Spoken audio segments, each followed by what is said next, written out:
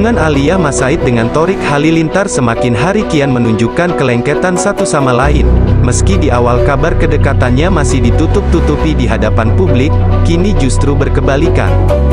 Bahkan tak jarang Alia ikut berkumpul bersama keluarga dari pihak Thorik, seperti belum lama ini kala Thorik ajak serta Alia kumpul bersama keluarga dari sang kakak, Atta Halilintar dan sang ipar yakni Aurel Hermansyah.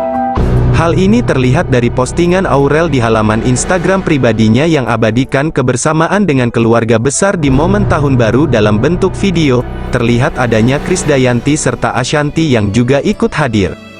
Sepanjang video, terdapat salah satu hal yang cukup mencuri perhatian yaitu sikap Alia dan Thorik.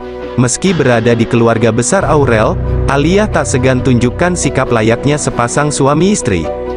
Di menit pertengahan usai Thorik salim ke Aurel, Alia berganti jabat tangan sang kekasih. Ia kemudian salim ke Thorik layaknya sepasang suami istri pada umumnya. Tak ada kecanggungan di antara keduanya sekalipun berada di tengah-tengah keluarga Aurel.